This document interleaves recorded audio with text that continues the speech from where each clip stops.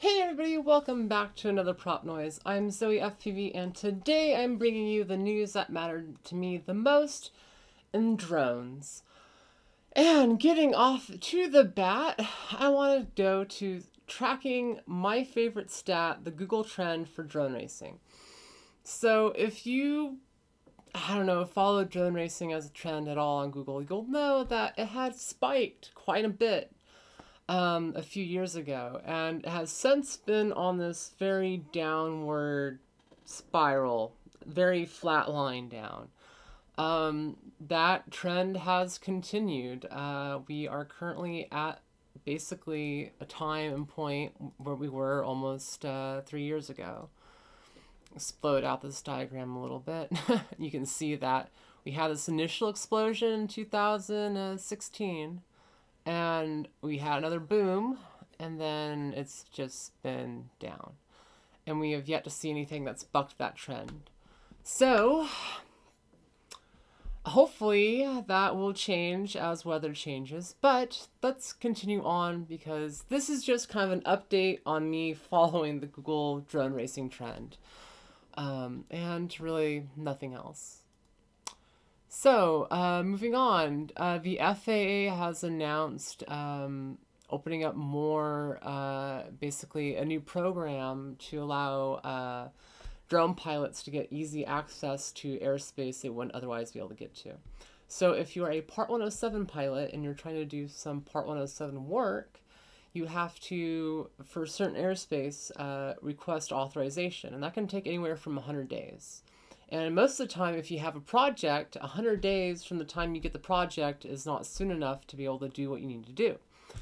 So this has caused a lot of issues with, people that would otherwise, legitly be able to do the work, not be able to do the work, and then having to do it either off the books and or give up the work to someone else who is not a Part 107 pilot. So, the FAA has started with the LAANC program, or pronounced LANC, replaces the U.S.'s heavily bureaucratic permitting process for managing flight safety around airports with a visual, cloud-based point-and-click map with a grid overlay. So essentially, it modernizes drone use in the FAA's airspace, which is great. This is what we need. And so every month or so, they're going to be rolling it out to 6 more states, and you will be able to get your hands, if you're a Part 107 pilot, on this new system here very shortly. So that's really cool. This should make working in the airspace a lot easier. As you see, Wave 1, Wave 2, California is part of Wave 3, and so on and so forth. Right on. And gearing up, I thought this was kind of cool. It kind of crossed my news radar. The net-based blasting drone that can stay airborne forever. So there's a bit of a theme with the news this week. This drone is essentially dedicated to taking other drones out of the sky. And they have the amazing invention of adding a tether to it that makes it fly, unlimited amount of time. They say it's a gimbaled gun, which I just see the drone moving. I don't see the gun moving too much. I mean, if you had up and down, that's pretty much all you need, and just have the drone yaw. But it's kind of neat. I mean, I've seen net launch drones before. They're nothing new. Same thing with the whole ability to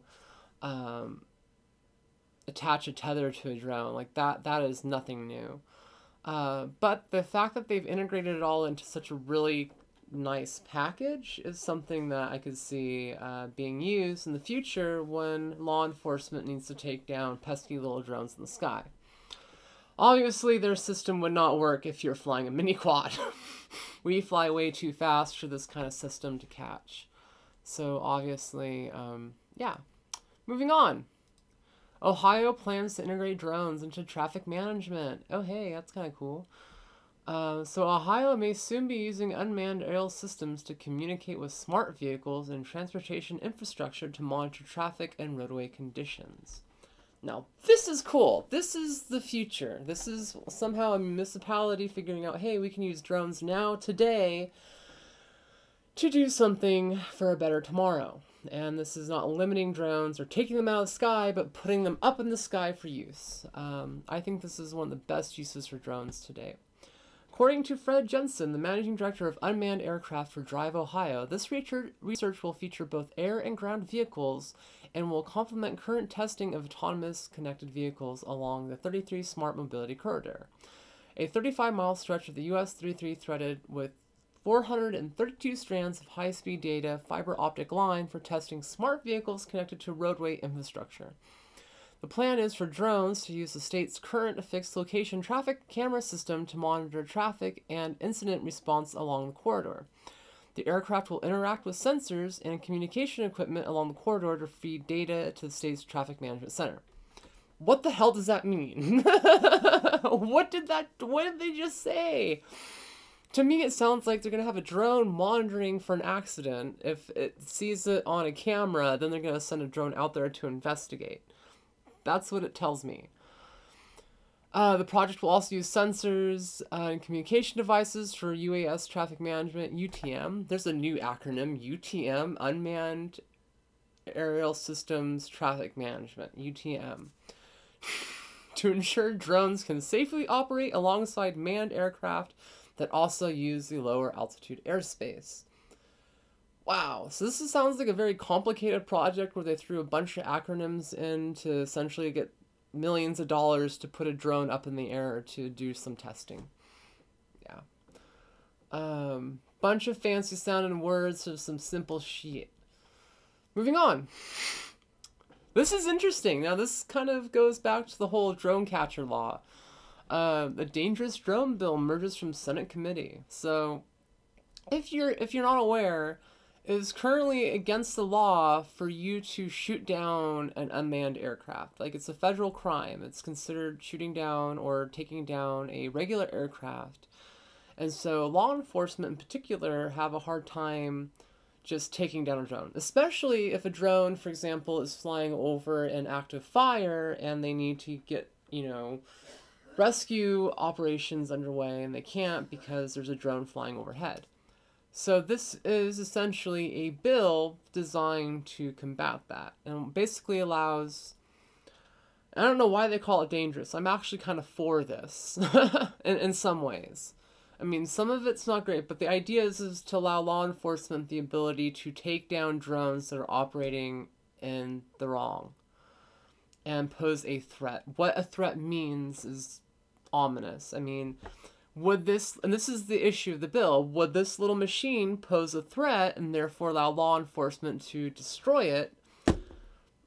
Who knows? And that's where that ominous open to interpretation thing stands, and authorizing this bill would kind of allow an open-ended use of law enforcement to take down any drone that they thought was a threat. And we've seen what police think is threats and what they do to threats. So, I'm kind of for it in the sense that there's a lot of fires, especially here in California, where some, doofus will be flying around with a Phantom thinking, oh, hey, there's a fire, I'm going to take a photo, and they'll fly over the fire, and then unbeknownst to them, a bunch of fire workers will not be able to fly their aircraft over the fires to dump water or to scout.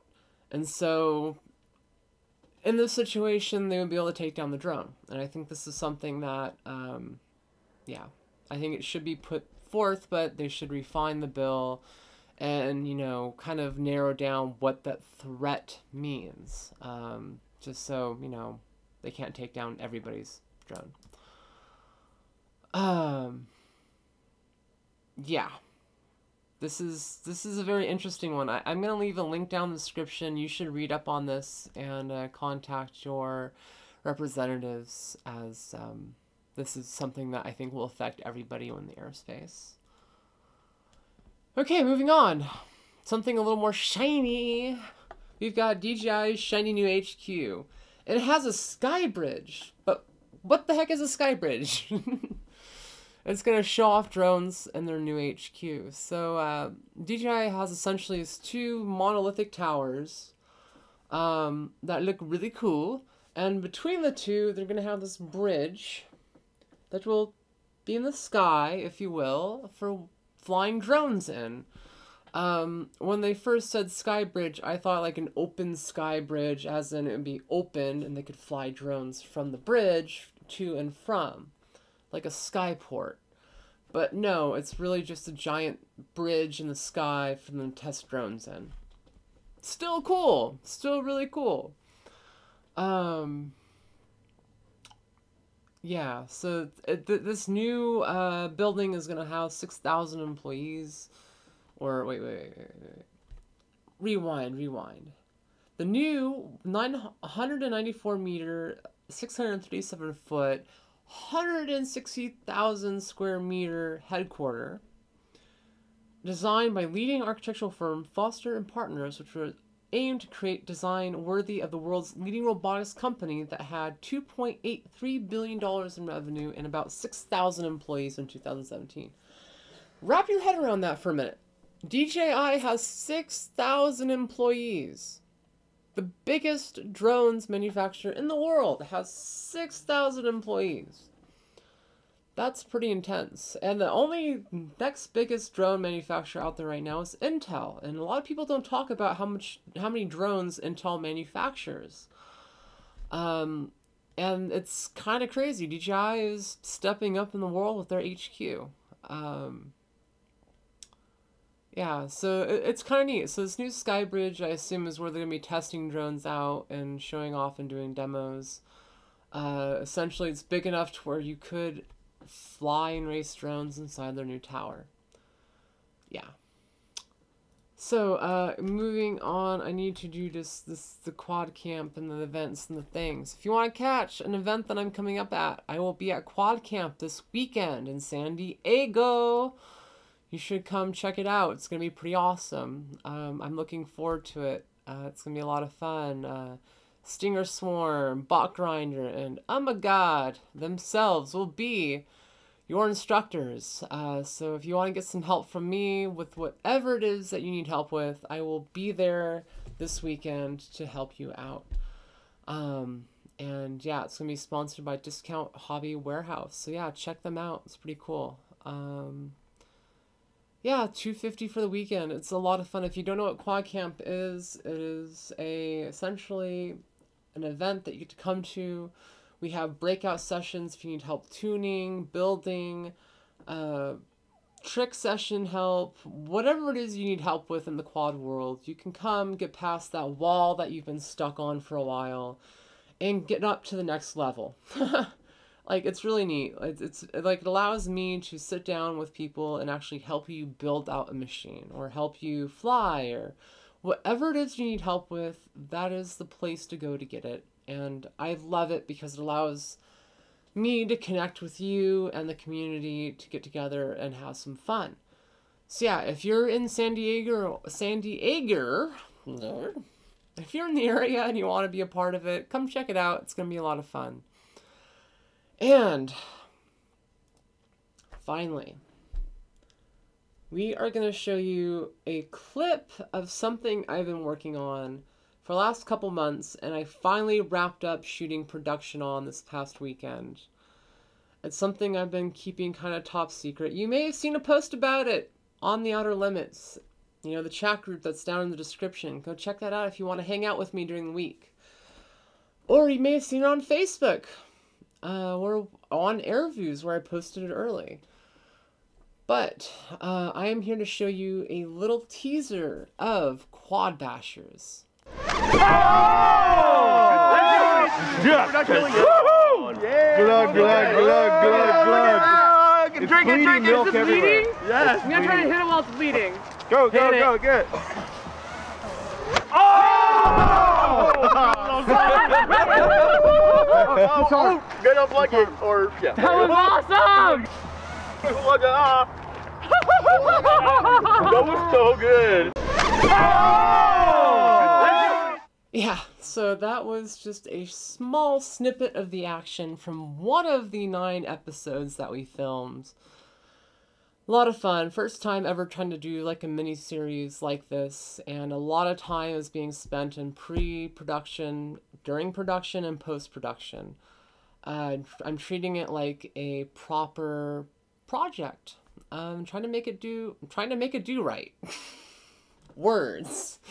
So yeah, hopefully you'll be able to see that. You can check out the premiere of Quad Bashers July 3rd on AirViews or July 5th right here on my channel. So yeah, thank you for watching today. It's been a short update, I know. A lot of stuff I'm working on, a lot of stuff I want to talk about, but not a lot of it that I want to just talk into the camera about for hours on end. If you haven't checked it out yet, check out the latest video I did with these HD micros showing off the Cyclops and the SQ12 camera. I'm currently doing a giveaway for this camera, link down in the description for this video. Yeah, I'm also going to be testing out another HD camera option. This is a all-in-one 720p VTX unit for a tiny loop that I'll be testing out here shortly. Yeah, so yeah, thanks for watching. I've been Zoe FPV, and until next time, I love you.